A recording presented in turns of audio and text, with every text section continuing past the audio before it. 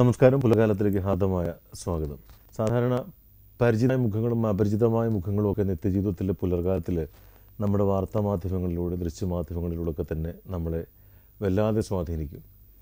അത് അടുത്ത് പരിചയമുള്ളാകുമ്പോൾ കിട്ടും നമുക്ക് ഉണ്ടാകുന്ന സന്തോഷം കുറച്ചൊന്നുമില്ല. UNT പുലർകാലത്തിൽ ഇന്ന് അതിഥിയായിട്ട് എത്തിയിരിക്കുന്ന വ്യക്തിത്വവും അങ്ങനെ തന്നെയുള്ള ഒരു അതിഥിയാണ്. മാത്രമല്ല UNT പുലർത്തിലേക്ക് അദ്ദേഹം അതിഥിയായിട്ട് എത്തുമ്പോൾ പ്രത്യേകിച്ചൊരു കാര്യം പറയാൻ തോന്നുന്നത്, കലാരംഗത്തു നിന്നല്ല, സ്വന്തം സൗഹൃദ വലയത്തല്ല, കേരളീയർക്ക് മൊത്തം തന്നെ സർവ്വസമ്മതനായ ഒരു കലാകാരൻ. സർവ്വസമ്മതൻ എന്ന് പറയുമ്പോൾ സ്വാഭാവികമായിട്ട് ഏത് കാര്യത്തിലും അദ്ദേഹമാണ് എന്ന് എന്നാൽ ശരി. മാത്രമല്ല പേരിലും ചുരുക്കം 1, 2, 3 പേരൊക്കെ ഉണ്ടാവുള്ളൂ.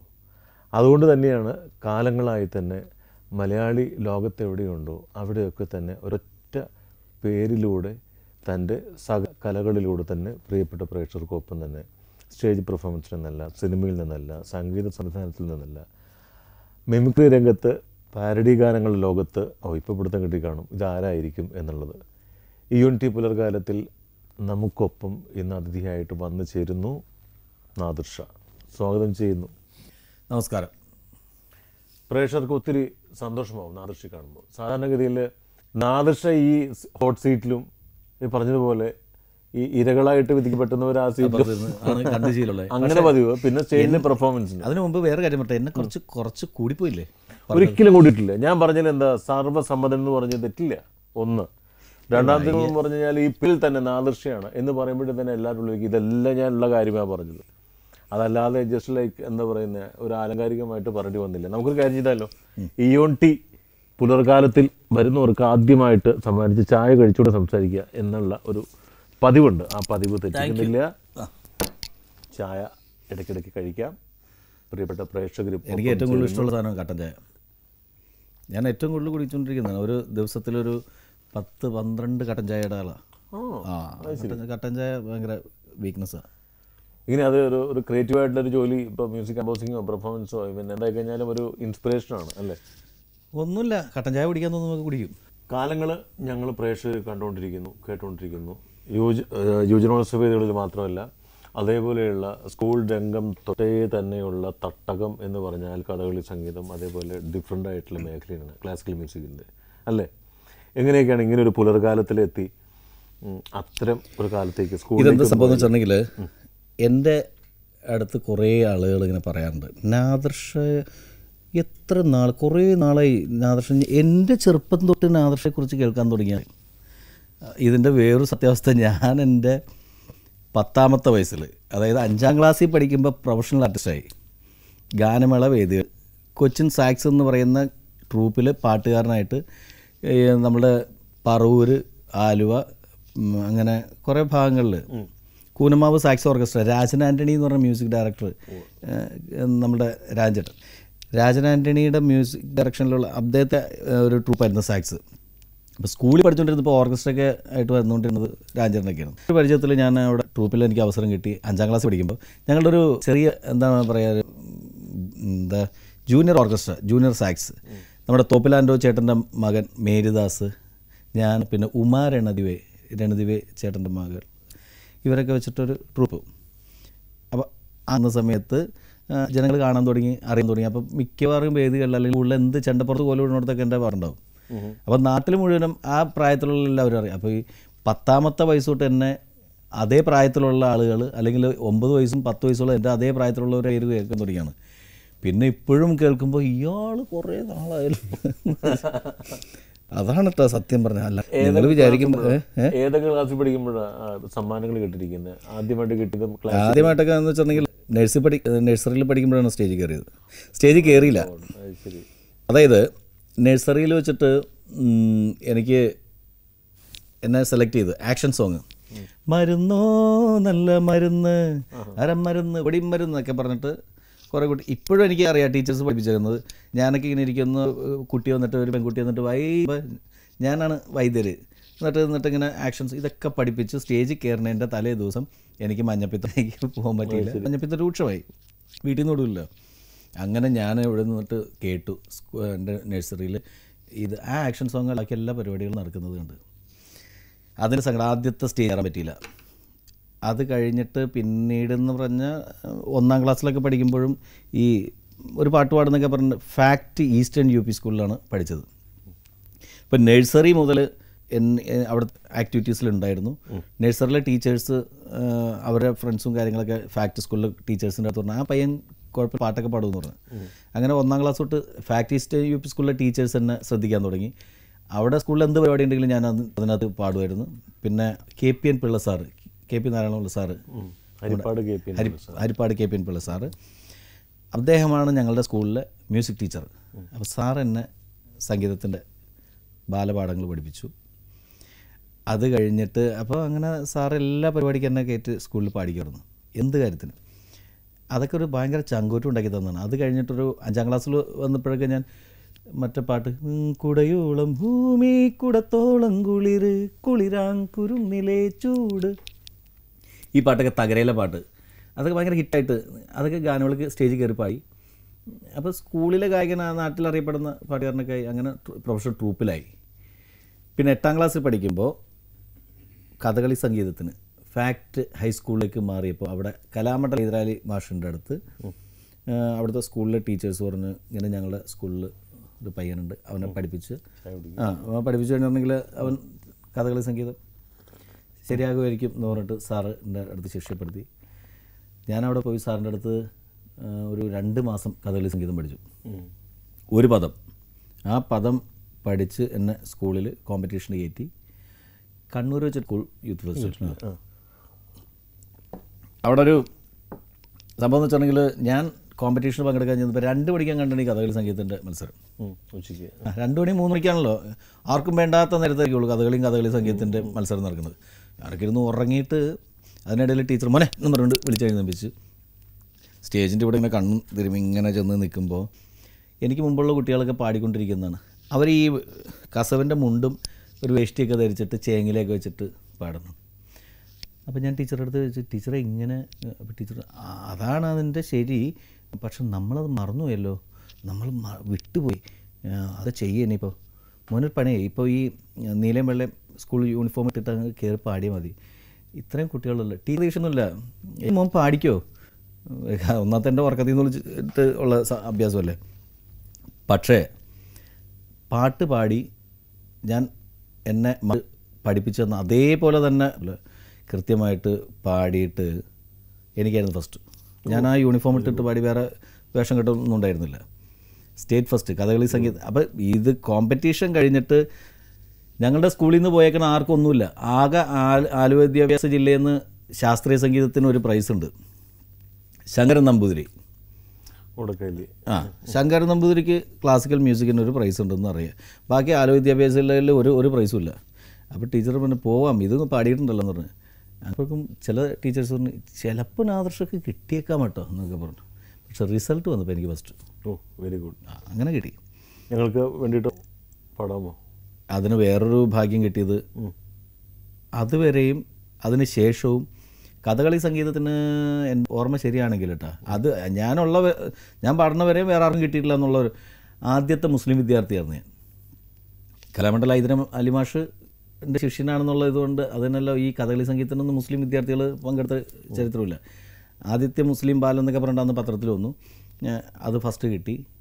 പക്ഷേ മാഷിൻ്റെ അടുത്ത് എനിക്ക് കുറേ കൂടി സംഗീതം പഠിക്കാമായിരുന്നു. പക്ഷേ എന്താ പ്രോബ്ലം എന്ന് വെച്ചിട്ടുണ്ടെങ്കിൽ എൻ്റെയൊക്കെ ആ പ്രായത്തിലൊരു ഉഴപ്പുണ്ടല്ലോ, ആ ഉഴപ്പ് ഈ പ്രൈസ് കിട്ടി അത് സ്റ്റേറ്റ് ഫസ്റ്റ് എന്നൊക്കെ പറയുന്ന ഒരു കാര്യമൊക്കെ കിട്ടിയപ്പോൾ എന്തൊക്കെ എല്ലാം ആയി എന്നുള്ളൊരു തോന്നൽ ആ പ്രായത്തിൽ ഫസ്റ്റ് കിട്ടുകയും ചെയ്തു. ഫസ്റ്റ് കിട്ടി, അതൊക്കെ വലിയ കുഴപ്പമായിരുന്നു. ഫസ്റ്റ് കിട്ടിയതിലോടൊരു കുറേ സ്ഥലത്ത് സ്വീകരണവും കാര്യങ്ങളും. അപ്പോൾ ഞാൻ വിചാരിച്ചു ഇനി ഞാൻ പഠിച്ചില്ലല്ലോ, ഇനി എന്തെന്ന് പ്രത്യേകിച്ച് പഠിക്കാൻ, അതാണ് കുഴപ്പം.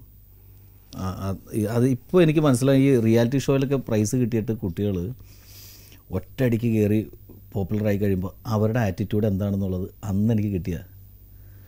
എന്തൊരു വലിയൊരു ലെസനാണ് നാദർഷ എന്ന് പറയുന്നത്.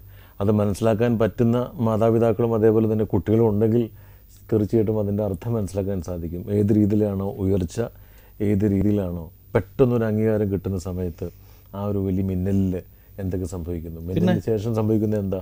അത് തന്നെയായിരിക്കാം അല്ലേ ജീവിതത്തിൽ? അതിനുശേഷം കുറച്ചുകൂടി എനിക്ക് പ്രാക്ടീസ് ചെയ്യാനോ എന്തെങ്കിലും കാര്യം, ചിലപ്പോൾ അന്ന് എനിക്ക് പ്രൈസ് കിട്ടിയില്ലായിരുന്നെങ്കിൽ ഞാൻ വീണ്ടും പഠിക്കാനൊക്കെ പാട്ട് പഠിക്കാനൊക്കെ പോയിന്. ഇത് അംഗീകാരങ്ങളും അതിൻ്റെ കൂടെ തന്നെ മറ്റേ നാട്ടിൽ സ്വീകരണങ്ങളും കാര്യങ്ങളും അത് കഴിഞ്ഞിട്ട് നേരം ഉണ്ടായില്ല പഠിക്കാൻ പോകാനായിട്ട്.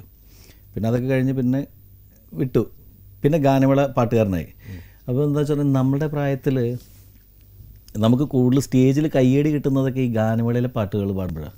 അപ്പോൾ അതിനോട് വലിയ താല്പര്യമായി. അപ്പോൾ അങ്ങനെ ഗാനമേള പാട്ടുകാരനായി. പക്ഷേ എന്നാൽ പോലും ഹൈദരാലി മാഷ് എന്ന് പറയുന്ന ആ ഗുരു എൻ്റെ മനസ്സിൽ എനിക്ക് സംഗീതത്തിൽ എന്തെങ്കിലുമൊക്കെ ഒരു പറയുന്ന പോലെ ഒരു ഭാവങ്ങൾ പാടാനായിട്ടുള്ള എന്തെങ്കിലുമൊക്കെ തന്നിട്ടുണ്ടെങ്കിൽ അത് മാഷിൻ്റെ ഒരുപാട് അനുഗ്രഹമുണ്ട്. മാഷ് ആ പഠിപ്പിച്ചെന്ന സാധനം ഇപ്പോഴും എൻ്റെ മനസ്സിൽ നിന്ന് പോയിട്ടില്ല. എല്ലാ സംഗതികളും കൃത്യമായിട്ട് അതുപോലെ തന്നെ എനിക്ക് പാടാൻ പറ്റുന്നത് മാഷിൻ്റെ അന്നാ പഠിപ്പിച്ചത് മാത്രമേ ഉള്ളൂ. ബാക്കിയെല്ലാം നമുക്ക് ചിലപ്പോൾ മറിഞ്ഞു പോകും. പക്ഷേ ഈ മാഷ് പഠിപ്പിച്ചെന്ന ആ കഥകളി സംഗീതം ഒരു വരി പോലും അങ്ങോട്ട് അല്ലെങ്കിൽ ഒരു ചെറിയ പ്ലാൻ പോലും അങ്ങോട്ട് കൊണ്ട് മാറ്റി പാടാനായിട്ട് നമുക്ക് പറ്റില്ല. MKK നായർ എന്ന മഹാവ്യക്തിത്വം ഫാക്ട് എന്ന പ്രസ്ഥാനത്തിൻ്റെ അമരക്കാരനായിട്ട് വരുമ്പോഴാണ് കലകളെ ഏറെ സ്നേഹിച്ചിരുന്ന അദ്ദേഹം കലാമണ്ഡലം ഹൈദരാലി എന്ന് പറയുന്ന ഒരു പ്രതിഭാസത്തെ ഫാക്ട് സ്കൂളിലെ അധ്യാപകനായിട്ട് കൊണ്ടുവന്നത്. പടനയിച്ച് എല്ലാം വെട്ടിപ്പിടിച്ച ഒരു ഹൈദരാലിയെക്കുറിച്ച് നമ്മൾ ധാരാളം കേട്ടിട്ടുണ്ട്. എന്നാൽ ജീവിതത്തിൽ സംഗീതത്തിലൂടെ പടനയിച്ച് വിജയം കൈവരിച്ച ഒരൊറ്റ ഹൈദരാലിയേ ഉള്ളൂ. അതായിരുന്നു ശരിക്കും പറഞ്ഞാൽ കലാമണ്ഡലം ഹൈദരാലി എന്ന ഗുരുനാഥൻ. ആ ഗുരുനാഥൻ തീർച്ചയായിട്ടും നാദർഷയിലെ സംഗീതത്തെ കണ്ടെത്തുക. ആ ഗുരുനാഥൻ്റെ പ്രത്യേക ശൈലിയുണ്ട് ഹൈദരാലി മാസ്റ്റർക്ക് ഒരു പ്രത്യേക ശൈലിയുണ്ട്.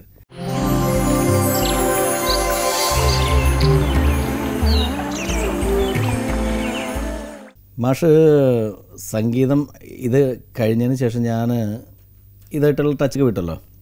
അതിനുശേഷം പാരഡി എടുത്ത് തുടങ്ങിയായിരുന്നു കോളേജിൽ പഠിക്കുന്ന സമയത്ത്. അത് കഴിഞ്ഞ് ഞാൻ വിചാരിച്ചു പിന്നെ കുറേ വർഷങ്ങൾക്ക് ശേഷമാണ് മാഷിനെ കാണുന്നത് നേരിട്ട്. അപ്പോൾ ഞാൻ മുമ്പിൽ ചെന്ന് പെട്ടു.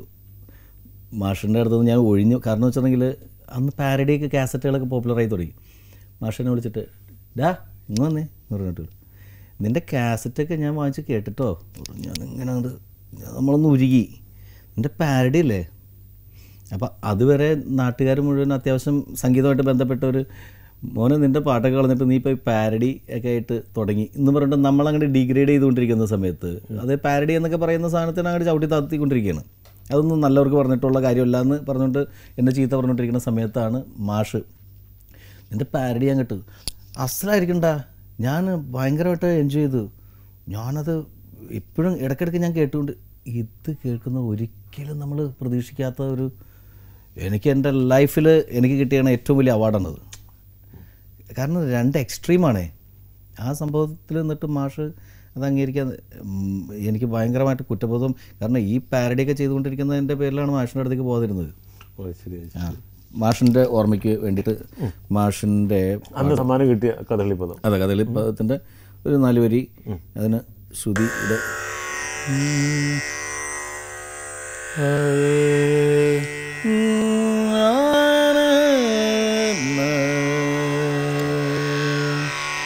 അജിത ഹരേ ജയ മാധവ വിഷ്ണു അജിത ഹരേ ജയ മാധവ വിഷ്ണു അജിത ഹരേ ജയ മാധവ വിഷ്ണു അജന്ത ദേവ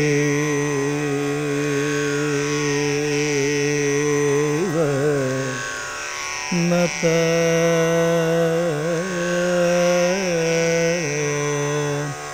അജമുഖ നത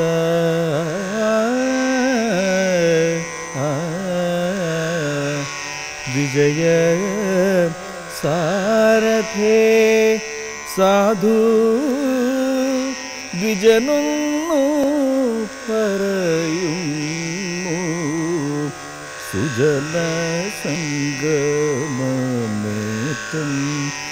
ಸುಕೃತ ನೀವಹ ಸುಲಭಮತನು ನಿಯತಂ.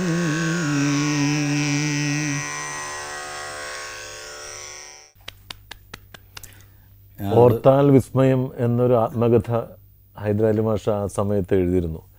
തൻ്റെ ജീവിതം എന്തുകൊണ്ടും ഓർത്താലൊരു വിസ്മയം തന്നെ എന്നാണ് അദ്ദേഹം തൻ്റെ ആത്മകഥയിൽ എഴുതിയത്. കലാമണ്ഡലം ഹൈദരാലി എന്ന പ്രത്യേകതയുള്ളൊരു പേരിലൂടെ തന്നെ സംഗീതപ്രേമികളുടെ ഇടയിൽ സ്വന്തമായിട്ടുള്ള ഒരു സാമ്രാജ്യം കെട്ടിപ്പടുക്കുകയായിരുന്നു, ഉണ്ടാക്കിയെടുക്കുകയല്ല ചെയ്തത്, പടനേടി ഉണ്ടാക്കിയെടുത്തു. അതുകൊണ്ട് തന്നെയാണ് അദ്ദേഹത്തിന് തോന്നി, എന്തോ ഒരിക്കൽ കണ്ടപ്പോൾ പറഞ്ഞു, ഓർത്താൽ വിസ്മയം എന്നൊരു ആത്മകഥ എഴുതിയാൽ എന്താ. MT വാസുദേവൻ സാർ അംഗീകരിച്ചു ആ പേര്, ഓർത്താൽ വിസ്മയം. MT സാറിനോട് ചോദിച്ചു എന്ന് പറഞ്ഞു. അപ്പോൾ പറഞ്ഞു ആ പേര് തന്നെയാണ് ഹൈദരാലിക്ക് ചേരുക, ഓർത്താൽ വിസ്മയം എന്ന് പറഞ്ഞു. എന്തായാലും ഈ ഒരു പുലർകാലത്തിൽ നല്ലൊരു ഗുരുദക്ഷിണയായി, ഒരു ഗുരുത്വത്തോടു കൂടി തന്നെ അജിത ഹരേ എന്നുള്ള ഈ പദം പാടുമ്പോൾ ഒന്നും കൂടി ഒന്ന് പറയാം. അതായത് സാധാരണഗതിയിൽ മനുഷ്യന്മാരൊക്കെ കിടന്നുറങ്ങുന്ന സമയം രാത്രിയാണ്. ഈ രാത്രികാലം മുഴുവൻ ഹൈദരാലി മാഷ അജിത ഹരേ കൃഷ്ണ എന്ന് നീട്ടി വിളിക്കുക. അവിടെയാണ് എന്ത് ജാതി എന്ത് മതം എന്നൊക്കെ ഇങ്ങനെ ഓർത്തു പോവുക. അല്ല, ശരിക്കും മാഷിനെ കുറേ ഞാൻ കേട്ടിട്ടുണ്ട്. മാഷിനെ കഥകളിക്ക് അമ്പലത്തിൻ്റെ മതിലിന് വെളിയിൽ നിർത്തിയിട്ട് പാടിച്ചിട്ടുണ്ടെന്ന് കേട്ടിട്ടുണ്ട്. ശരീരം വെളിയിലും ശരീരമകത്തും. മതിൽ പൊളിച്ച് കയറ്റിയിട്ടുണ്ട്. മതിൽ പൊളിച്ച് ഇങ്ങനെ നിർത്തിയിട്ട് അദ്ദേഹത്തെ ഒരു സൈഡിൽ നിർത്തി, ഉള്ളിലേക്ക് കയറരുത്, എന്നാൽ പാട്ടുള്ളിലേക്ക് ആവുക എന്തായാലും. അങ്ങനെയുള്ള ഡിഫറെൻറ്റ് എക്സ്പീരിയൻസ്. എന്തായാലും നാദർഷ 8ാം ക്ലാസ്സിൽ കഥകളി സംഗീതത്തിന് ഫസ്റ്റ് വാങ്ങിക്കുക, അത് ഹൈദരാലി മാഷെ പോലെ ഒരാൾ ശിഷ്യനായിട്ടെന്ന് പറഞ്ഞാൽ ഇതിപ്പരം എന്താ പറയുന്നത് ഒരു ഗുരുത്വം. അല്ല, അതൊക്കെ ഭയങ്കര ഭാഗ്യമാണ്, ജീവിതത്തിൽ കിട്ടിയിരിക്കുന്ന ഏറ്റവും വലിയ അനുഗ്രഹങ്ങളിലൊന്നാണ്. പിന്നെ ഞാൻ പറഞ്ഞില്ല, KPN പിള്ള സാറിൻ്റെ, പിന്നെ സാറിൻ്റെ തന്നെ ശിഷ്യന്മാരായിട്ടുള്ള വിജയൻ സാറ്, ഏലൂർ വിജയകുമാർ, അദ്ദേഹം രാജഗോപാൽ സാറ്, ഇവരൊക്കെ എന്നെ പാട്ട് പഠിപ്പിക്കാൻ വേണ്ടി ശ്രമിച്ചിട്ടുണ്ട്. അതെന്നെ പറയാൻ പറ്റുള്ളൂ. കാരണം പാട്ട് പഠിപ്പിക്കാൻ ശ്രമിച്ചെന്ന് തന്നെ. കാരണം ഞാൻ ഉഴപ്പിൻ്റെ രാജാവായിരുന്നു. ഇപ്പോഴും ഞാൻ പറയാറ്, സാധാരണഗതിയിൽ എൻ്റെ അടുത്ത സുഹൃത്തുക്കളൊക്കെ പറയാറുണ്ട്, ഒരു സിനിമയൊക്കെ സംവിധാനം ചെയ്യാനോ അല്ലെങ്കിൽ അതിൻ്റെ സ്ക്രിപ്റ്റ് റൈറ്റിങ്ങിനൊക്കെ ഏറ്റവും കൂടുതൽ സാധ്യതകൾ ഉണ്ടായിട്ടും മടി എന്ന് പറയുന്ന, അല്ലെങ്കിൽ അതിലേക്ക് ഇറങ്ങിത്തിരിക്കാനായിട്ടുള്ളൊരു വലിച്ചിൽ, അതുകൊണ്ട് മാത്രം വേണ്ട എന്നും പറഞ്ഞുകൊണ്ട് ഞാൻ പിടിച്ചു നിൽക്കുന്നതിൻ്റെ പേരിൽ മാത്രം എടുത്ത്, അല്ലെങ്കിൽ ആ ശരിക്കും അങ്ങനെയുള്ള വർക്കുകൾ ചെയ്യാൻ വേണ്ടി പറ്റാതിരിക്കുന്ന ആളിൽ പെട്ട ഒരാളായിരുന്നു ഞാൻ.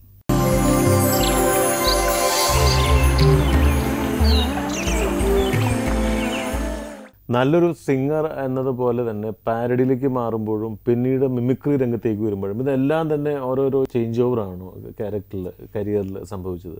അന്നേ അതോ മിമിക്രി ആയിട്ട് ബന്ധമുണ്ടായിരുന്നോ? ഇല്ല, മിമിക്രി ആയിട്ട് ശരിക്കും അങ്ങനെയുള്ള ബന്ധം ഉണ്ടായില്ല. ഞാനൊരു പ്രീ ഡിഗ്രി പഠിക്കുമ്പോഴാണ് മിമിക്രി ആയിട്ടുള്ള ബന്ധം. പ്രീ ഡിഗ്രിയുടെ അല്ലെങ്കിൽ SSLC കഴിഞ്ഞ് റിസൾട്ട് കാത്തിരിക്കുന്ന സമയങ്ങളിൽ എൻ്റെ 2 സുഹൃത്തുക്കൾ ഏലൂർ, അവർ രമേശ് കുറുമശ്ശേരിയില്ലേ, രമേശ് കുറുമശ്ശേരിയും ഏലൂർ ജോർജും.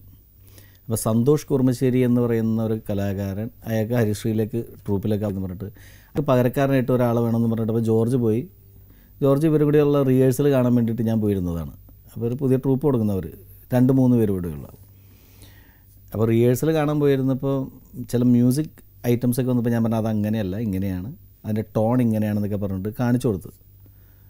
അപ്പോൾ ഞാൻ വായ കൊണ്ട് ഇങ്ങനെ ഗിറ്റാറിൻ്റെ ടോൺ, വയലിൻ്റെ ടോണൊക്കെ ഇമിറ്റേറ്റ് ചെയ്യണുണ്ട്. പിന്നെ റിതം, ചില പെർക്കഷൻ ടോണൊക്കെ ചെയ്യുമ്പോൾ അവർ കുറേ പ്രാവശ്യം അനുകരിച്ച് നോക്കിയപ്പോൾ പറഞ്ഞ് ആ പെർഫെക്ഷൻ കിട്ടില്ല, ഒരു പണി ഇയാൾ ആ സ്റ്റേജിൽ ആ പ്രോഗ്രാമിന് വരാൻ പറ്റുമെന്ന് ചോദിച്ചു. ഞാൻ പറഞ്ഞു ഞാനോ മിമിക്രിക്കോ? നമ്മളില്ലാന്ന് പറഞ്ഞു.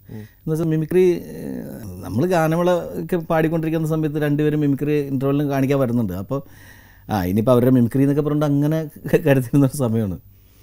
അപ്പം മിമിക്രി ഞാൻ ഇല്ല എന്ന് പറഞ്ഞിട്ട് ഇങ്ങനെ മാറിയ സമയത്ത് എൻ്റെ അടുത്ത് രമേശ് പറഞ്ഞു, ഇപ്പോൾ ഗാനമേളയ്ക്ക് എത്ര രൂപ കിട്ടുന്നുണ്ട്? ഞാൻ പറഞ്ഞു എത്ര രൂപ കിട്ടുന്നുണ്ട്, അതിനേക്കാളും ഒരു 30 രൂപ കൂടുതൽ ഞാൻ തരാം. വലിയ കാശ് 100 താഴെയാണ് എല്ലാം ഈ പറഞ്ഞ. ഗാനമേളയ്ക്ക് 30 രൂപ, മറ്റേതിന് 60 രൂപ തരാമെന്ന് പറയും. മിമിക്രിക്ക് വരുമെന്ന് ചോദിച്ചു. ഒരു സെക്കൻഡ് ടൈം മനസ്സിൽ ലഡു കിട്ടി, പൈസ ഇരട്ടിയാണ്. ഞാൻ പറഞ്ഞു വരാമെന്ന് പറഞ്ഞു. കാരണം ആ സമയത്ത് ഫാദർ സീരിയസ് ആയിട്ട് ഒരു ബെഡിൽ അങ്ങനെ ഒരവസ്ഥയിൽ കിടക്കുക. അപ്പോൾ വീട്ടിൽ വേറെ വരുമാനങ്ങളും കാര്യങ്ങളൊന്നുമില്ല. അപ്പം എനിക്കാകെ ഈ പോകുന്ന അല്ലെങ്കിൽ ഈ പ്രോഗ്രാം ഫാദർ ഞങ്ങളെ അങ്ങനെ കൊണ്ടുവന്ന് വളർത്തിയതേ. ഒരു സാധനം എന്തെങ്കിലും ഒരു ചെറിയ സാധനം വേണമെന്ന് വെച്ചാൽ എനിക്ക് ടേപ്പ് കാർഡ് വേണമെന്ന് പറഞ്ഞാൽ ടേപ്പ് കാർഡ്, മറ്റേ കാസറ്റ്, എന്താണെങ്കിലും വെച്ചാൽ വരുമാനത്തിൻ്റെ അപ്പുറം മേടിച്ച് തന്ന് വളർത്തിയേക്കുക. പെട്ടെന്ന് ഒരാൾ കിടപ്പായി പോയതിന് ശേഷം നമ്മൾ ഇതായി. അപ്പോൾ വരുമാനങ്ങളെന്ന് പറഞ്ഞപ്പോൾ ഞാൻ അട്രാക്ഷൻ ഇതാണ്, ഞാൻ പറഞ്ഞു ഞാൻ വരാമെന്ന് പറഞ്ഞു. അങ്ങനെ ഫാദറിൻ്റെ അടുത്ത് ഇങ്ങനെ സൂലാടുക്കുമ്പോൾ ഞാൻ പോയിട്ട് കയ്യിലിങ്ങനെ പിടിച്ചിട്ട് പറഞ്ഞ് ഞാൻ പ്രോഗ്രാമുമാണ്. അപ്പോൾ എൻ്റെ അടുത്ത് മോനെ എവിടെ ഗാനമേള? ഗാനമേളയല്ല, പിന്നെ മിമിക്രിയാണ്. അപ്പോൾ എൻ്റെ അടുത്ത് ഫാദർ മിമിക്രിയോ? ഞാൻ പറഞ്ഞു ആ. നീയാ? ഞാൻ പറഞ്ഞു ആ. ഒന്നും മിണ്ടിയില്ല. അപ്പോൾ പക്ഷേ എനിക്ക് ഒരു കാര്യം എന്ന് വെച്ചിട്ടുണ്ടെങ്കിൽ ഒരു എന്താണ് എക്സ്പ്രഷൻ ഫാദറിന്. ഞാൻ ഇന്ന് വരെ മിമിക്രി കാണിക്കണ കണ്ടിട്ടുമില്ല. ഒരു സുപ്രഭാതത്തിൽ മിമിക്രിക്ക് പോകണമെന്ന് പറഞ്ഞുകൊണ്ട് പക്ഷേ ഒരു പാട്ടുകാരനാക്കണമെന്ന് പറഞ്ഞുകൊണ്ട് വലിയ ആഗ്രഹിച്ച് നടന്നു വെച്ചാൽ ഫാദറാണ്. ഏറ്റവും വലിയ ആഗ്രഹങ്ങളിലൊന്നായിരുന്നു എൻ്റെ ഫാദറിന് ലൂണ മേടിക്കുക. സൈക്കിളിനാണ് കമ്പനി പോയിക്കൊണ്ടിരുന്നത്. അപ്പോൾ ഒരു സൈക്കിളും ചവിട്ടി കാലത്തെ കമ്പനി പോവും. അപ്പോൾ അവിടുന്ന് വൈകിട്ട് കളമശ്ശേരി വരെ സൈക്കിളിട്ട് കാർബറോണ്ട യൂണിവേഴ്സിറ്റി എന്ന് പറഞ്ഞാൽ അവിടുന്ന് ഏലൂർന്ന് ഒരു 5-8 കിലോമീറ്റർ ഉണ്ട്. അവിടം വരെ രാവിലെ വൈകിട്ട് സൈക്കിൾ ചവിട്ടി ഇങ്ങനെ പോയിക്കൊണ്ടിരിക്കുന്നത്. അതിനിടയിൽ വന്നു കഴിയുമ്പോൾ ചിലപ്പോൾ എന്നെ സ്കൂളിൽ കൊണ്ടുപോകാൻ വേണ്ടിയിട്ട് എൻ്റെ ബസ്സൊക്കെ പോയിട്ടുണ്ട്. ഈ എന്നെ വെച്ചിട്ട് എന്നെ മക്കളെ കൊണ്ട് പിന്നെയും സ്കൂളിലേക്ക് പോകും. അതിന് ഇപ്പം രാത്രി 12-8, 4-12 കഴിഞ്ഞിട്ട് വന്നിട്ടാണ് ഈ അഭ്യാസം.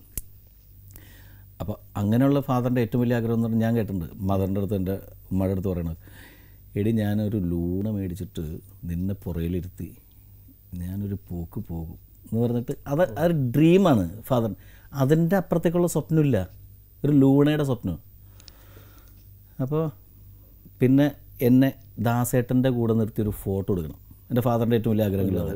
യേശുദാസിൻ്റെ കൂടെ എടുത്തിട്ട് ദാസേട്ടൻ്റെ കൂടെ. ഇപ്പോൾ ഫാദറിൻ്റെ പരിചയമുള്ള ആരോടെങ്കിലൊക്കെ പറയുമായിരുന്നു, എൻ്റെ മോന് ദാസേട്ടൻ്റെ കൂടെ എടുത്തിട്ടൊരു ഫോട്ടോ കിട്ടണം. പിന്നെ എൻ്റെ കാസറ്റിൽ എൻ്റെ ഫോട്ടോ വന്നത് കാണണം. അതൊന്നും കാണാൻ പറ്റിയിട്ടില്ല. ഈ പറഞ്ഞ കാര്യങ്ങളൊന്നും കാണാൻ പറ്റാണ്ടാണ് ഫാദറിനെ വിളിച്ചത്. അപ്പോൾ അതിന് ശേഷം അത് മിമിക്രിയിലേക്കുള്ള എൻ്റെ ഒരു ചുവട് വയ്പ്പ് എൻ്റെ ഫ്രണ്ട്സ് അങ്ങനെ കൊണ്ടുപോയില്ലായിരുന്നെങ്കിൽ ചിലപ്പോൾ ഇന്ന് നമ്മൾ സംസാരിക്കുന്ന ഒരു പൊസിഷനിലേക്ക് എനിക്ക് വരാൻ പറ്റില്ലായിരുന്നു. കാരണം മിമിക്രിയിൽ വന്നതിന് ശേഷമാണ് എനിക്ക് പെട്ടെന്ന് പോപ്പുലാരിറ്റി ഉണ്ടായതും. മിമിക്രിയിൽ പെട്ടെന്ന് ഞാൻ ഇടിച്ച് കയറുക എന്ന് പറയുന്ന ഒരു സംഭവത്തിൽ ഭയങ്കരമായിട്ട് എനിക്ക് ഒരു വർഷം കൊണ്ട് ഞാൻ പോപ്പുലർ ആർട്ടിസ്റ്റായി. അറിയപ്പെടുന്ന മിമിക്രി ആർട്ടിസ്റ്റുകളിൽ ഒരു പേരെൻ്റെ ആയി. അതൊക്കെ പെട്ടെന്ന് സംഭവിച്ച കാര്യങ്ങളാണ്. ഒരു എന്താ ലൈഫിൽ ഒരു ടേണിംഗ് പോയിന്റ്. നമ്മളല്ലായിരുന്നെങ്കിൽ, ഈ മിമിക്രി ഇല്ലായിരുന്നെങ്കിൽ ഒരു പാട്ടുകാരൻ മാത്രമായിട്ടാണ് ഞാൻ ജീവിക്കണമെങ്കിൽ എന്നേക്കാൾ നന്നായിട്ട് പാടാൻ അറിയാവുന്നവരുടെ ഇടയിൽ ഞാൻ പിന്തള്ളപ്പെട്ട് ഒന്നുമല്ലാതായി പോയാണ്. ഇന്നിപ്പോൾ 1ാം ക്ലാസ്സിലോ 2ാം ക്ലാസ്സിലോ പഠിക്കുന്ന കുട്ടിയോട് ചോദിച്ചു കഴിഞ്ഞാലും, എത്രയോ പ്രായം ചെയ്യുന്ന ഒരു വ്യക്തിയോട് ചോദിച്ചാലും നാദിർഷ എന്ന് പറഞ്ഞു കഴിഞ്ഞാലും അത്ര കണ്ട് ഫെമിലിയറാണ് ഇന്ന് ലോകത്തെവിടെയും ഓരോ വീട്ടിലും എന്ന പോലെ. അത് ഭാഗ്യം, അത് മഹാഭാഗ്യം തന്നെയാണ്. അത് മഹാഭാഗ്യം, ദൈവം തന്നിരിക്കുന്ന ഒരു. പിന്നെ എനിക്ക് തോന്നിയതെന്ന് വെച്ചിട്ടുണ്ടെങ്കിൽ ഞാൻ എൻ്റെ ലൈഫിൽ എൻ്റെ ഫാദർ വളരെ ഭയങ്കര എക്സ്ട്രാ ഡീസൻറ്റ് എന്ന് പറയുന്ന കാറ്റഗറിയിൽ പെട്ട മനുഷ്യരിൽ ഒരാളായിരുന്നു എല്ലാം കൊണ്ടും. അപ്പോൾ ആ ഒരു ക്വാളിറ്റിയിൽ ഒരു 7 എനിക്കൊന്നും എത്താൻ പറ്റിയിട്ടില്ല. അദ്ദേഹത്തിൻ്റെ ക്വാളിറ്റിയുടെ ഒരു 10% ഉണ്ടായിരുന്നെങ്കിൽ ഞാൻ 100% പെർഫെക്റ്റ് ആയിരുന്നു. അങ്ങനത്തെ അത്രയും പെർഫെക്റ്റ് ആയിരുന്നു ഫാദർ. അപ്പോൾ അങ്ങനെ അതിൻ്റെ ഇത് എവിടെയൊക്കെ ഉള്ളതെന്ന് വെച്ചിട്ടുണ്ടെങ്കിൽ മറ്റുള്ളവർ എന്തെങ്കിലുമൊക്കെ പറയുമ്പോൾ ഒരാൾക്കൊരു കഴിവുണ്ടെന്ന് പറയുകയാണെങ്കിൽ ഞാൻ അയാളെ ചവിട്ടി തള്ളി പുറത്താക്കാൻ ശ്രമിച്ചിട്ടില്ല. അയാളെ എവിടെയെങ്കിലുമൊക്കെ പിടിച്ച് ഞാൻ അത്യാവശ്യം പാടും, അല്ലെങ്കിൽ എനിക്ക് മിമിക്രി ഉണ്ട്, എൻ്റെ സെയിം ഫീൽഡാണ്, ഞാൻ എൻ്റെ വേദിയിൽ പിടിച്ച് കയറ്റി പാടിക്കും. എന്നേക്കാൾ നന്നായിട്ട് പാടാൻ അറിയാവുന്നവനാണെന്ന് അറിഞ്ഞു വെച്ചുകൊണ്ട് തന്നെ അയാളെ പാടിക്കണമെങ്കിൽ എനിക്ക് അയാൾ എന്നെക്കാൾ നന്നായിട്ട് പാടിക്കഴിഞ്ഞാൽ ഞാൻ വിട്ടുപോകും. ഒരിക്കലും അങ്ങനെ ഫീൽ ചെയ്തിട്ടില്ല. ഇപ്പോൾ കാഴ്ച എന്നുള്ള സിനിമ കണ്ടവർക്കൊക്കെ ആ ഒരു ഡയലോഗ് മറക്കാൻ പറ്റില്ല. ദിലീപിന് നാദർഷയുടെ ഗാനങ്ങൾ ബുക്ക് ചെയ്ത ദിലീപ് ഒന്ന് പാടും, അല്ല പെർഫോം ചെയ്യുന്നു. അപ്പോൾ ആ സിനിമയിൽ പറഞ്ഞതുപോലെ തന്നെ ഇന്നസെൻറ്റിൻ്റെ ക്യാരക്ടർ പറയുന്നുണ്ട്, നമുക്ക് നാദിർഷയുടെ ഒരു ഗാനമേള വെച്ചാലോ, അപ്പോൾ ദിലീപും ചിലപ്പോൾ കൂടെ വരും, കാരണം അവർ ഭയങ്കര ഫ്രണ്ട്സാണ് എന്ന് പറയുന്ന ഒരു നല്ല ഡയലോഗുണ്ട്. ആ ഒരു ഫ്രണ്ട്ഷിപ്പ് ശരിക്ക് അത് ഫ്രണ്ട്ഷിപ്പ് തന്നെയാണ്. കാരണം ഇത്രയും വർഷങ്ങളായിട്ട് നിലനിൽക്കുന്നൊരു സൗഹൃദം അത് സിനിമയിൽ ഇപ്പോൾ ഏറ്റവും അടുത്ത് അതിൻ്റെ ഒരു നമ്മൾ ആ സൗഹൃദം പൊളിക്കാൻ വേണ്ടിയിട്ട് ഒരുപാട് ആൾക്കാർ ശ്രമിച്ചിട്ടുണ്ട് കേട്ടോ, ഇല്ലയെന്ന് പറയാൻ പറ്റില്ല. അതന്നെ. അത് ഇവിടേക്ക് ഉണ്ടായിട്ടുണ്ട്. അത് ശരി. പക്ഷെ അതൊക്കെ ആരെ എത്ര ശ്രമിച്ചു കഴിഞ്ഞാലും നിങ്ങൾക്ക് രണ്ടുപേർക്കും പരസ്പരം അറിയാം, നിങ്ങൾ രണ്ടുപേരും ഏത് രീതിയിൽ പണിത ഒരു പണിത് ഉയർത്തിയ ഇതിൻ്റെ ഉള്ളിൽ ആര് വിചാരിച്ചാൽ എന്താ സംഭവിക്കും? അതല്ല, പണ്ട് കാസറ്റ് ചെയ്തിരുന്ന സമയത്തോട്ട്.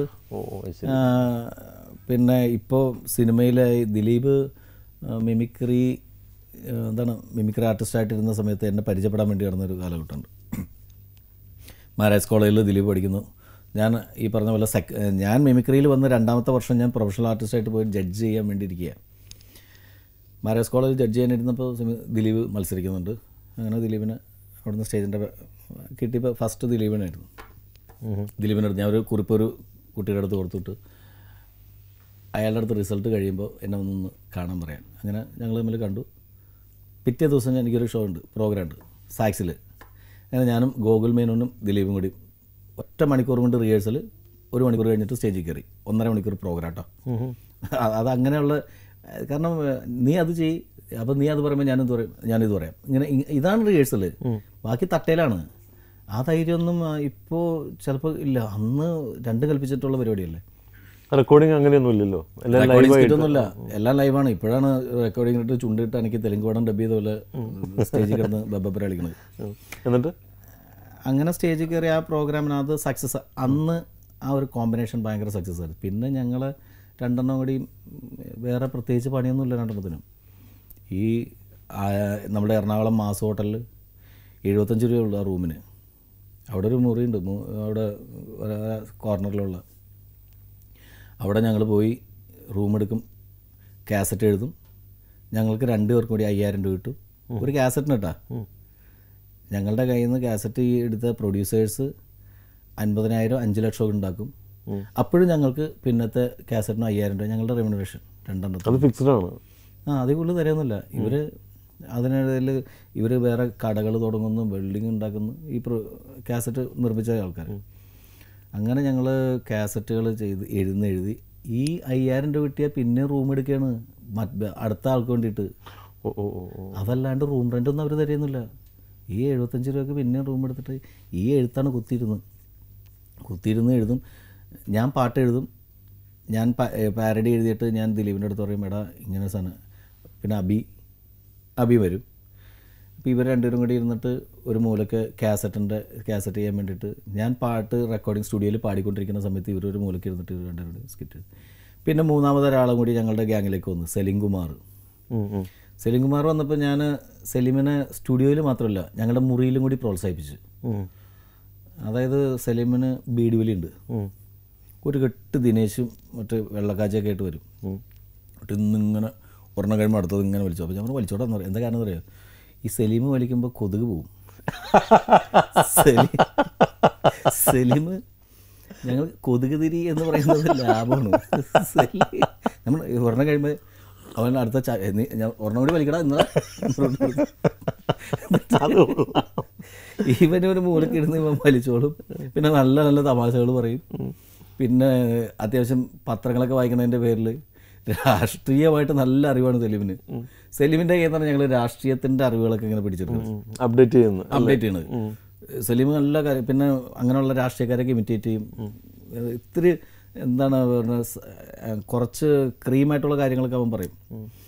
അപ്പോൾ അങ്ങനെ പിന്നെ നമ്മുടെ ഗ്യാങ്ങിലുള്ള സാഗർ ഷിയാസ്, ഈ കാസറ്റിൻ്റെ വിജയത്തിൻ്റെ പിന്നിലുള്ള കുറേ ആൾക്കാരുണ്ട്. ജോർജ്, നന്ദു പൊതുവാൾ, അങ്ങനെ ഒത്തിരി, ഹരിശ്രീ മാർട്ടിൻ, സാജു കൊടിയൻ, അതൊക്കെ പിന്നീട് വന്ന പിള്ളേരാട്ടാ.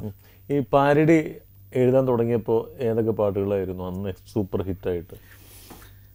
അത് ഭയങ്കര ഹിറ്റായത് ആദ്യകാലങ്ങളിൽ ഏറ്റവും ശ്രദ്ധിക്കപ്പെട്ട് മന്ത്രിയെ പയ്യപ്പോ എന്ന് പറഞ്ഞിട്ട് സ്വാമിയേ അയ്യപ്പോ എന്നുള്ള പാട്ടിൻ്റെ പാരഡി. അന്നത്തെ കാറിൻ്റെ, നമ്മുടെ കരുണാകരൻ സാറിൻ്റെ കാറിൻ്റെ സ്പീഡിന് വെച്ചിട്ട് ചെയ്താണ്. 20 കാറ് നിരനിരയായി തെരുവിതിലൂടെ പറക്കുമ്പോൾ അതിലൊരു കാറ് ഇവിടൊരു പാവം പ്രജയുടെ മേലിടിച്ചയ്യോ. മന്ത്രിക്കേറെ സ്പീഡിൽ പോണം, റോഡിൽ കാറ് ഫ്ലൈറ്റിന് തുല്യം. മന്ത്രിയേ പയ്യപ്പോ കാറിൽ കയറി പയ്യപ്പോ എന്നൊക്കെ പറയും. അതിനകത്തൊരു വരി ശ്രദ്ധിക്കപ്പെട്ടത്, സ്റ്റേറ്റ്സിലും ഗൾഫിലും ഓസിലും ദിവസവും ടൂറിന് പോകണ മന്ത്രിക്ക് സ്റ്റേറ്റ്സിലെ കാറിലെ വെല്ലണ സ്പീഡിൽ ഇതുവഴി പോകാൻ തോന്നുമ്പോൾ പലതും നശിക്കും, പലരും മരിക്കും, ഇടയ്ക്കിടെ ചിലരുടെ കാലൊടിയും. മന്ത്രിക്കൊപ്പം കറങ്ങണ പോലീസിൻ്റെ തെറി കേട്ട കൊടുങ്ങല്ലൂരമ്മ പോലും ഓടി ഒളിക്കും. മന്ത്രിയെ പയ്യപ്പോ എന്ന് പറയും. അതൊക്കെ അന്ന് പുറത്തിറങ്ങി, അന്ന് ആളെ പരിചയമില്ല, ഉണ്ടായിരുന്നെങ്കിൽ എടുത്തിട്ട് ഇടിച്ച് പഞ്ഞിക്കിട്ട് പോലീസുകാർ. പക്ഷേ ആ ഒരു സമയത്ത് ഉള്ള രാഷ്ട്രീയമല്ല കേട്ടോ ഇപ്പോൾ. പിന്നെന്ന് പറഞ്ഞാൽ ഈ സരസ്വതി വിലസ എന്ന് പറഞ്ഞ പോലെ ഇത് എഴുതണ്ട ഇതിന് തക്കതായിട്ടുള്ളതെന്ന് പറഞ്ഞാൽ ഇപ്പോൾ വാമൊഴി പോലെ തന്നെ വരമൊഴി അല്ലേ, അപ്പോൾ വർത്തമാനം പറയുന്ന പോലെ തന്നെയാണ്. സനൽജി, ഇത് സംഭവിച്ചിട്ടുണ്ടെങ്കിൽ അന്നത്തെ കാലത്ത് ഇത് എഴുതിയിട്ട് വേണം മുന്നോട്ട് പോകാൻ. അപ്പം അതിൻ്റെ പേരിൽ കുത്തിയിരുന്ന് എഴുതും, അതല്ലാണ്ട് വേറെ മാർഗ്ഗമൊന്നുമില്ല. ഇത് ഇപ്പോഴല്ലേ, അത് കഴിഞ്ഞിട്ടാണ് ഈ ഉഴപ്പ് വന്നത്. ആ സമയത്തെന്ന് പറഞ്ഞാൽ ഒരു കാസറ്റ് വാങ്ങിച്ചു, അടുത്ത കാസറ്റിൻ്റെ ആൾക്കാർ വന്നിട്ട് അവിടെ നിൽക്കുകയാണ്. 5000 രൂപയ്ക്ക് കാസറ്റ് ചെയ്ത് കൊടുക്കുന്ന ടീമുണ്ടല്ലോ ഇവിടെ. പിന്നീട് ഞങ്ങൾക്ക് മനസ്സിലായതെന്ന് വെച്ചിട്ടുണ്ടെങ്കിൽ, ഒരു പ്രാവശ്യം ഞങ്ങൾ ഇതുപോലെ പറഞ്ഞപ്പോഴേ കാസറ്റ് ഓണത്തിനിടയ്ക്ക് പുട്ടുവച്ചടം ഞങ്ങൾ ചെയ്ത് വളരെ ഹിറ്റായിട്ട് നിൽക്കുന്ന സമയത്ത്, അപ്പോഴേക്ക് ഈ 5000 രൂപയ്ക്കാണ്, വേറെ കാശൊന്നും. ഈ ഇത് ഹിറ്റായി അയാൾ സ്വന്തമായിട്ട് എറണാകുളത്തൊരു കട, കാസറ്റ് സ്റ്റീരിയോ ഷോപ്പ് തുടങ്ങി. പിന്നെ വേറെ തൊടുപുഴയിൽ വേറെ ഷോപ്പ് കൊടുക്കുന്നു. അങ്ങനെ പല സ്ഥാപനങ്ങൾ. ഇന്നസെൻ്റ് ഏട്ടനും പോയി ഉദ്ഘാടനം ചെയ്യുന്നു ദിലീപിൻ്റെ കെയർ ഓഫിൽ. ദിലീപ് അസിസ്റ്റന്റ് ഡയറക്ടറായിരുന്നു സിനിമയിൽ. ആ കെയർ ഓഫിൽ ഇന്നസെൻ്റ് ഏട്ടനൊക്കെ അറിയാം. അപ്പോൾ അങ്ങനെ ഇന്നസെൻ്റ് ഏട്ടൻ്റെ അടുത്ത് അന്ന് കുത്തി കൊടുക്കാൻ കുറേ ആൾക്കാരുണ്ടായിരുന്നു. ഇന്നസെൻ്റ് ഏട്ടൻ്റെ അടുത്ത് പറഞ്ഞ് ചേട്ടൻ്റെ ശബ്ദം വെച്ചിട്ടും ചേട്ടൻ്റെ ഫോട്ടോ വെച്ചിട്ടും കുറേ പിള്ളേർ കാസറ്റൊക്കെ ഇറക്കി അവന്മാർ ഭയങ്കരമായിട്ട് പൈസ ഉണ്ടാക്കുന്നുണ്ടെന്നൊക്കെ പറഞ്ഞപ്പോൾ ഇന്നസെൻ്റ് ഏട്ടൻ, ആണോ ശരി, കുഴപ്പമില്ലടാ, അവരെന്നെ കൊണ്ട് ജീവിക്കണമെങ്കിൽ ജീവിച്ചോട്ടെ പിള്ളേർ എന്ന് പറഞ്ഞിട്ട് അന്ന് അങ്ങനെ കാണിച്ചൊരു മനസ്സാണ്. അല്ലെങ്കിൽ ഇന്നസെൻ്റ് ഏട്ടനെ എതിർക്കുകയാണെങ്കിൽ നമ്മൾ പെട്ടുപോയേനെ. അന്ന് ഇന്നസെൻ്റ് ഏട്ടനെ പ്രധാനമായിട്ടും ഞാനല്ല, ദിലീപാണ്. ഞാൻ വോയിസ്, സ്റ്റാർസിൻ്റെ വോയിസ് ഒന്നും ചെയ്യില്ല. അല്ല, അന്ന് ദിലീപായിരുന്നല്ലോ മെയിനായിട്ട് ഹിറ്റായിട്ട് സെയിം ആയിട്ട്. ഇന്നസെൻ്റ് ഏട്ടനും ജഗതി ചേട്ടൻ്റെ ശബ്ദം ദിലീപായിരുന്നു, രണ്ടും തന്നെ ചെയ്യും. അപ്പോൾ അങ്ങനെ കുറേ കാസറ്റുകൾ ഹിറ്റായി. അപ്പോൾ ആ സമയത്ത് ഇന്നസെൻ്റ് ഏട്ടൻ പാര വെച്ചില്ല. പാര വെക്കാത്തതിൻ്റെ പേരിൽ പിന്നീട് പറയുമ്പോൾ ഇന്നസെൻ്റ് ഏട്ടൻ പറയാറുണ്ട്, ഞാൻ എൻ്റെ ശബ്ദം കൊണ്ട് ഉണ്ടാക്കിയതിനേക്കാളും കൂടുതൽ കാശ് ഇവരുണ്ടാക്കിയിട്ടുണ്ടെന്ന് നമ്മളെയൊക്കെ കാണുമ്പോൾ. അപ്പോൾ പക്ഷേ ഞങ്ങളെങ്ങനെ ഇത് സ്വന്തമായിട്ട് ബിസിനസ് ചെയ്യാമെന്നുള്ളത് പഠിച്ചത് ഒരു പ്രാവശ്യം പറഞ്ഞു. ഞങ്ങളുടെ പ്രൊഡ്യൂസർ ഇവരാണ്, ഞങ്ങളങ്ങനെ മദ്രാസിന് പോകാൻ വേണ്ടിയിട്ട് ഞാനും ദിലീപും കൂടി റെയിൽവേ സ്റ്റേഷനിലേക്കാണ് നോർത്തിൽ. അപ്പോൾ ആ വഴി മദ്രാസിൽ നിന്ന് വിസയും ഇതൊക്കെ അടിച്ചിട്ട് അമേരിക്ക പ്രോഗ്രാം, ജയറാമേട്ടൻ്റെ ഒരു ഷോയ്ക്ക് 95-ൽ ജയറാമേട്ടനും പിന്നെ നമ്മുടെ ഭരതൻ സാറ് ഡയറക്ടർ. അന്ന് ഭരതൻ സാറാണ് ആ ഷോ ഡയറക്റ്റ് ചെയ്യുന്നത്. ഇന്നസെൻ്റ് ഏട്ടൻ, നെടുമുടി വേണുചേട്ടൻ, പിന്നെ അങ്ങനൊരു എന്താ പറയുക, ഒരു ഗംഭീര ടീമിൻ്റെ കൂടെ മിമിക്രി ആർട്ടിസ്റ്റുകളായിട്ട് ഞാനും ദിലീപും KS പ്രസാദും, ഞങ്ങൾ 3 പേരാണ് മിമിക്രിക്കാർ. അപ്പോൾ ഞങ്ങൾ ഇവിടുന്ന് ട്രെയിനിന്, ഞങ്ങൾക്ക് ഇവിടുന്ന് ഡയറക്റ്റ് ഫ്ലൈറ്റ് ഒന്നുമില്ല, ഞങ്ങൾ മദ്രാസിൽ ചെന്നിട്ട് മദ്രാസിൽ നിന്ന് അവിടുന്ന് അങ്ങനെ പോകാൻ.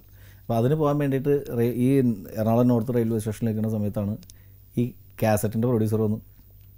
അതെ, നിങ്ങൾ എന്നാ വരണത്? ഞങ്ങൾ പറഞ്ഞു, ഞങ്ങൾ ഇനിയിപ്പോൾ 1 മാസം കഴിഞ്ഞ്. നിങ്ങളിപ്പോൾ വരുമ്പോഴേക്കും നമുക്ക് ഓണത്തിനുള്ള വർക്ക് ആവില്ലേ? ആവും. അപ്പോൾ നമുക്ക് ചെയ്യണ്ടേ?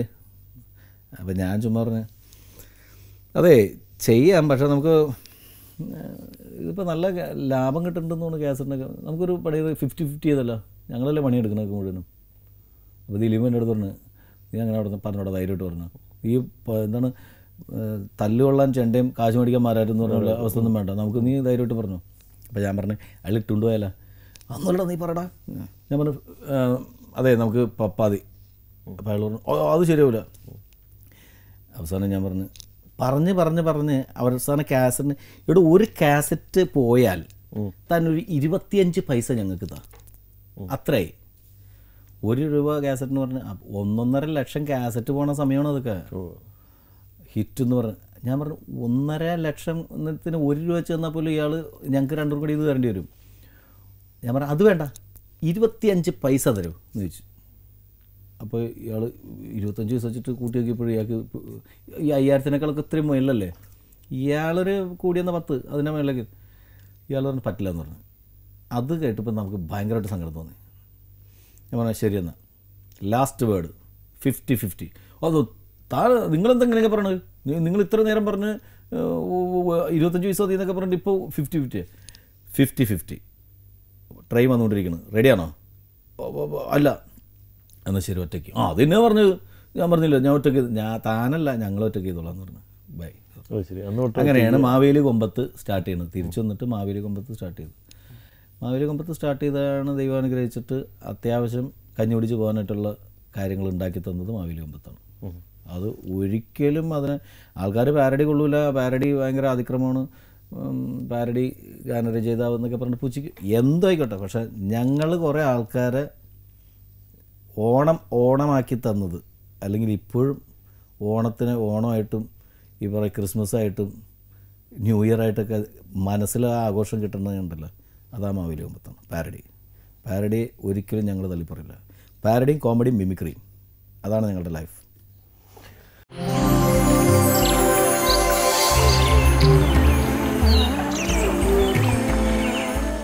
ഒരു 10 വർഷത്തിന് മുൻപൊക്കെ സ്റ്റേജിൽ പെർഫോം ചെയ്യുമ്പോൾ അന്നത്തെ ഹിറ്റ് ഒരു മാസ്റ്റർ പീസ് സോങ് ഏതായിരുന്നു? കണ്ണുനീർത്തുള്ളിയെ ശ്രീയുടെ ഉപമിച്ചാന്നുള്ളത് വളരെ സൂപ്പർ ഹിറ്റാണ്.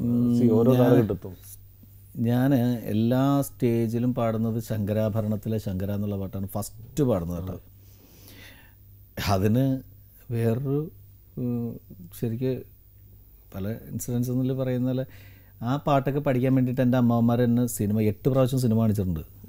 അപ്പം അങ്ങനെയൊക്കെ പാട്ട് പഠിച്ച് ആ ഒരു പാട്ടിനോടുള്ള സ്നേഹം അതുകൊണ്ടാണ് ഞാനിപ്പോഴും ഗാനങ്ങളൊക്കെ കയറിയിട്ട് ഫസ്റ്റ് അത് തന്നെ പാടുന്നത്.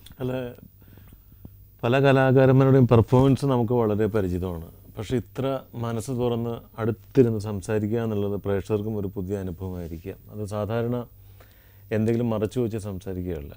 എങ്ങനെയാണോ സംസ്കൃതത്തിൽ പറയേണ്ടത്, നാഭി ഹൃത് കണ്ഠരസന എന്നാണ് പറയുക. നാഭിയിൽ നിന്ന് ഹൃദയം, ഹൃദയത്തിൽ നിന്ന് കണ്ഠം, കണ്ഠത്തിൽ നിന്ന് രസന. ഉള്ളിൻ്റെ ഉള്ളിൽ നിന്ന് നമ്മളൊരു കാര്യം പറയില്ലേ, അതാണ് ഗുരുത്വം എന്ന് വിശേഷിപ്പിക്കുന്നതും. അപ്പോൾ പുലർകാലം എപ്പോഴും അങ്ങനെയുള്ള നനുത്ത ഓർമ്മകളാണ്. നമ്മുടെ പൊതുജീവിതത്തിലും നിത്യജീവിതത്തിലൊക്കെ പലതും മറച്ചു പിടിക്കാൻ ആഗ്രഹിക്കുന്നവരാണ്. എന്നാൽ അങ്ങനെ മറച്ചു പിടിക്കേണ്ടതോ മറക്കേണ്ടതോ ആയിട്ടുള്ള കാര്യങ്ങളൊക്കെ നമ്മളെ പലപ്പോഴും പലതും ഓർമ്മിപ്പിക്കും. നമ്മുടെ കഴിഞ്ഞു പോയ കാലങ്ങൾ പ്രത്യേകിച്ചും. നാദിർഷ UNT പുലർകാലത്തിൽ അതിഥിയായിട്ട് എത്തുമ്പോഴും അങ്ങനത്തെ ഒരു എക്സ്പീരിയൻസ് പ്രിയപ്പെട്ട പ്രേക്ഷകർക്ക് ഏത് നിമിഷവും ഇപ്പോഴും ലഭിക്കുമെന്ന് പ്രതീക്ഷിക്കുന്നു. ശ്രുതി റെഡിയാണ്. ശങ്കര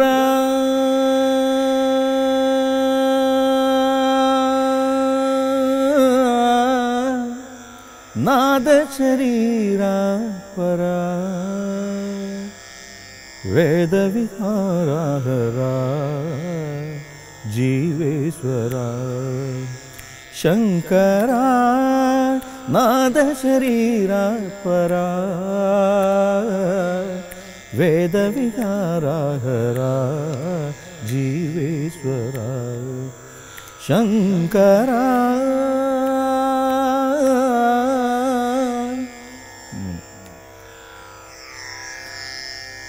ഇത് എന്താണ് എൻ്റെ ഒരു ഇതെല്ലാം തുടക്കത്തിൽ ഇത് തന്നെ പാടണം എന്നുള്ളത് ഇത്രയും കഷ്ടപ്പെട്ട് പഠിക്കുകയല്ലേ?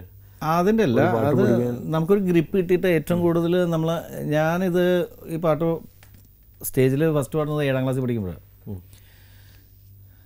സ്കൂളിൽ എനിക്ക് ഓഡിയൻസിൻ്റെ ഇടയിൽ നിന്ന് കുറേ പ്രൈസൊക്കെ കൊണ്ടുവന്ന് വീണ്ടും പാടിച്ചു. ആൾക്കാർ ഭയങ്കര കൈയടി. അപ്പോൾ പ്രായത്തിൻ്റെയും ആ എടുത്തപ്പം കൊണ്ടൊരു ഒരു പാട്ട് അപ്പോൾ ആ പാട്ടിനോടുള്ളൊരു ഭയങ്കരമായിട്ടുള്ളൊരു സ്നേഹം ഇതൊക്കെ ഉണ്ട് ലൈഫിൽ. കുറേ കഴിഞ്ഞപ്പോൾ നമ്മളൊരു ഗാനങ്ങളൊക്കെ നമുക്കൊരു ഓപ്പണിങ് ഗ്രിപ്പ് എന്ന് പറയുന്നത് ഇപ്പോഴും ഈ പാട്ട് തന്നെ. അടുത്തൊരു പാട്ടും കൂടി എന്തായാലും മനസ്സിലൊന്ന് ആലോചിച്ച് വെച്ചോളൂ, ഞങ്ങൾ കേൾക്കാനായിട്ട് ആഗ്രഹിക്കുന്നു. കാരണം എന്ന് പറഞ്ഞാൽ ഓരോ കാലത്ത് കാണുമ്പോഴും മ്യൂസിക് ഡയറക്റ്റ് ചെയ്ത പാട്ടല്ലേ, നാദിർഷ മ്യൂസിക് ചെയ്ത പാട്ട്. അത് എൻ്റെ ജീവിതത്തിലെ മറ്റൊരു ബോണസ്. ദാസേട്ടൻ ഗാന്ധിയൻ എന്ന് പറഞ്ഞ പടത്തിലും മീനാക്ഷി കല്യാണമാണ് ആദ്യം ഞാൻ ചെയ്ത മ്യൂസിക് ചെയ്ത പടം. ജോസ് തോമസ് സാറ് ഡയറക്ടർ, പിന്നെ ഡേവി റാഫേലും നമ്മുടെ മിലൻ ചെലിക്കായുമാണ് എൻ്റെ പ്രൊഡ്യൂസേഴ്സ്. അവർ ആണ് എനിക്ക് ജീവിതത്തിൽ ആദ്യമായിട്ടൊരു പടം മ്യൂസിക് ചെയ്യാനായിട്ടുള്ള അവസരം തന്നത്. അത് ഈ പാട്ടാണ്. പൂന്തിങ്കളി മൂവന്തിയായി മുകിലേറ്റുമായല്ലേ നീ തിരുനാളമേ ഇരുൾ രാത്രിയായി കാറ്റേറ്റു പൊലിയല്ലേ നീ നിഴലാർന്ന നിലാവിൽ ഒരു ചെറു കിളിമൊഴി തേങ്ങുകയായി പൂന്തിങ്കളിൽ മൂവന്തിയായി മുകിലേറ്റുമായല്ലേ നീ തിരുനാളമേറിൽ രാത്രിയായി കാറ്റേറ്റു പൊലിയല്ലേ നീ. ഒരു കാലത്ത് അച്ഛൻ ആഗ്രഹിച്ചു മകൻ ദാസേട്ടൻ്റെ കൂടെ നിന്നൊരു ഫോട്ടോ എടുക്കണമെന്ന്. അതേ മകൻ കാലങ്ങൾക്ക് ശേഷം ഗാനഗന്ധർവനെ കൊണ്ട് സ്റ്റുഡിയോയിൽ നിർത്തി ഇങ്ങനെ പാടൂ അങ്ങനെ പാടൂ എന്ന് പറഞ്ഞ് ഒരു സംഗീത സംവിധായകനായിട്ട് മാറുന്ന കാഴ്ച. ദാസേട്ടനെ കൊണ്ട് പാടിച്ചു എന്ന് ഒരിക്കലും അങ്ങനെ പറയാൻ പാടില്ല കേട്ടോ. എന്നെ സംബന്ധിച്ച് ദാസേട്ടൻ എനിക്ക് പാടിത്തന്നു എന്ന് പറയാൻ പാടുള്ളൂ. എന്നാലും ഈ ക്രാഫ്റ്റ് അദ്ദേഹത്തിന് കൊടുക്കുമ്പോൾ അതെ, അത് തീർച്ചയായിട്ടും നമ്മൾ സംഗീതം ദാസേട്ടൻ പറഞ്ഞു എൻ്റെ അടുത്ത്, നീ മ്യൂസിക് പഠിച്ചിട്ട് ഞാൻ പറഞ്ഞു കുറച്ച് നാൾ പോയിട്ടുണ്ട്, എന്നിട്ടെന്താ വെച്ചാൽ നിർത്തിയെന്ന് വെച്ചാൽ. ഞാൻ പറഞ്ഞ ഒന്നുമില്ല, വേറെ ദാസേട്ടന് ആ ഒരു ഇഷ്ടമുണ്ട്. ഈ പാട്ടുകളൊക്കെ ചെയ്തതിന് ശേഷം ഉള്ളൊരു ഇഷ്ടം എവിടെയെങ്കിലുമൊക്കെ വെച്ച് കാണുമ്പോൾ ഒരു എന്താ പറയുക, മുമ്പ് പാരഡിക്കാരൻ എന്നുള്ളതിൻ്റെ ഒരു ദേഷ്യം ഉണ്ടായിരുന്നു. ആ ദേഷ്യമൊക്കെ മാറിയിട്ട് ഇപ്പോൾ അങ്ങനെയല്ല. സാധാരണഗതിയിൽ നല്ല സംഗീതം ചെയ്തുകൊണ്ടിരിക്കുന്നവർക്ക് പാരഡി ചെയ്യുന്നവരോട് തോന്നുന്ന സ്വാഭാവികമായിട്ടുള്ളൂ. ഇപ്പം ഞാനാണ് ഇപ്പോൾ അങ്ങനെ ഒരു സ്ഥാനത്തെങ്കിൽ ഇതുപോലെ ഞാൻ പാരഡി ചെയ്തുകൊണ്ടിരിക്കുന്ന ഒരാളെ ഞാൻ ഏത് കണ്ണുകൊണ്ട് കാണും, അത് തന്നെ ദാസേട്ടൻ ചെയ്യുന്നു, അത്രേ ഉള്ളൂ. അതെല്ലാം മാറി സന്തോഷമായി. നല്ല പാട്ടും പുലർകാലത്തിൻ്റെ പ്രേക്ഷകർക്ക് ഏറെ ചാരിതാർത്ഥ്യം സമ്മാനിച്ചുകൊണ്ടാണ് നാദിർഷ. എന്തായാലും ഞാൻ ആമുഖത്തിൽ പറഞ്ഞപ്പോൾ നാദിർഷ ഇതിന്ന് കുറിച്ച് കൂടിപ്പോയെന്നൊക്കെ ഒരു സംശയം പ്രകടിപ്പിച്ചു. ഒന്നും കൂടിയിട്ടില്ല. ഇതുകൊണ്ടാണ് സർവ്വസമ്മതനായ ഒരു കലാകാരൻ എങ്ങനെയാണ് കലാരംഗത്ത് തൻ്റേതായിട്ടുള്ള പടവുകൾ ഓരോന്നോരോന്നായി കയറിയതും ഇന്ന് ഈ പുലർകാലത്തിലിരുന്ന് വളരെയധികം സാങ്കേതികപരമായ ജീവിതമൊക്കെ മുന്നോട്ട് പോയി എന്ന് കരുതുന്ന ഈ കാലഘട്ടത്തിലെ ഒരു പുലർകാലത്തിരുന്നു കൊണ്ടാണ് കാലങ്ങൾക്ക് പുറകിൽ നമ്മൾ എവിടേക്ക് പോയി ജീവിതത്തിലെ പല പല ഘട്ടങ്ങളിലേക്ക് പോയി തിരിച്ചു വന്നു. ഹൈദരാലി മാഷെ വരെ നമ്മുടെ ജീവിതത്തിൻ്റെ ഭാഗമായിട്ട് ഓർക്കാൻ സാധിച്ചു. അതും ഗുരുത്വം. ഒത്തിരി സന്തോഷം അറിയിക്കുന്നു ജീവൻ ടി വി പ്രേക്ഷകർക്കായി നാദിർഷ സമയം കണ്ടെത്തി പ്രേക്ഷകർക്കൊപ്പം ഇരിക്കാനായിട്ട്. എനിക്ക് വേറൊരു സന്തോഷം എന്ന് വെച്ചിട്ടുണ്ടെങ്കിൽ ഇപ്പം പ്രേക്ഷകരോട് പറയാനുള്ളത്, പാരഡി എഴുത്തുകാരനായിട്ട് അംഗീകരിച്ചു, പാട്ടുകാരനായിട്ട് അംഗീകരിച്ചു, മിമിക്രിക്കാരനായിട്ട് അംഗീകരിച്ചു. അതെല്ലാം നിങ്ങളുടെ നല്ല മനസ്സുകൊണ്ട് തന്നെയാണ് അംഗീകരിച്ചത്. ഇനി ഞാനൊരു സിനിമാ സംവിധായകനായിട്ട് വരെയാണ്. ഏപ്രിൽ സെക്കൻഡ് വീക്കിലാണ് എൻ്റെ ഷൂട്ടിംഗ്.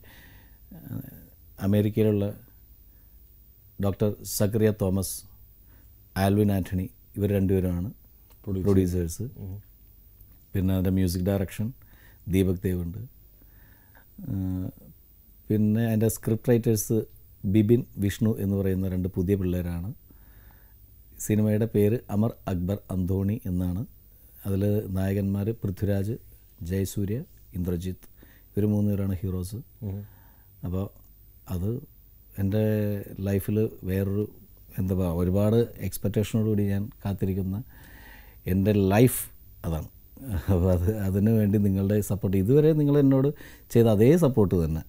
കാരണം ഇതുവരെ നിങ്ങൾക്കാർക്കും എന്നോട് ഒരു വെറുപ്പും ദേഷ്യം തോന്നിയതായിട്ട് എനിക്ക് ഫീൽ ചെയ്തിട്ടില്ല ഇന്നുവരെ. പക്ഷേ ഇതേ സ്നേഹം അത് കുറച്ചുകൂടി കൂടുതൽ വന്നാലും ഭയങ്കര സന്തോഷ വാർത്തയാണ് ഇന്ന് പുലർകാലത്തിലൂടെ സമ്മാനിക്കുന്നത്. താങ്ക് യു സോ മച്ച് പ്രിയപ്പെട്ട പ്രേക്ഷകർക്കായിട്ട്. എന്തൊരു നല്ലൊരു പുലർകാലത്തിൻ്റെ സുഖം. ഈ സ്വന്തം എക്സ്പീരിയൻസ് ഒരു ആത്മകഥ പോലെ പറയുക, ഒരു ഓട്ടോബയോഗ്രഫി പോലെ പറയുക. അതിൽ നമ്മളറിയാതെ നമ്മൾ എത്തിപ്പെടുന്ന നിരവധി സ്ഥലങ്ങൾ. ഇയോൺ ടി സമ്മാനിക്കുന്ന പുലർകാലം ഇതേപോലെയുള്ള നൊസ്റ്റാൾജിയാണ് പ്രേക്ഷകർക്ക് സമ്മാനിക്കുന്നത്. നല്ലൊരു ദിവസം ഈ ഒരു എനർജിയോടുകൂടി നാദിർഷയോട് കടപ്പെട്ടിരിക്കുന്നു. തീർച്ചയായിട്ടും വീണ്ടും സന്ധിക്കാം പുലർകാലത്തിലൂടെ. അതുവരേക്കും. എനിക്ക് ചെറിയൊരു ആക്സിഡൻറ്റ് ചങ്ങമ്പുഴ പാർക്കിൽ വെച്ച് വീണ് കൈ തെറ്റി. അപ്പോൾ ഞാൻ ഹോസ്പിറ്റലിൽ കിടന്നപ്പോൾ ഒരുപാട് പേര് എന്നെ സഹായിക്കാൻ വേണ്ടി സാമ്പത്തികമായി വന്നു. അപ്പോൾ എൻ്റെ അനിയനോട് പറഞ്ഞു, ചേട്ടാ ആരുടേതും മേടിക്കേണ്ട, കംപ്ലീറ്റ് എക്സ്പെൻസ് ഞാൻ മീറ്റ് ചെയ്തു.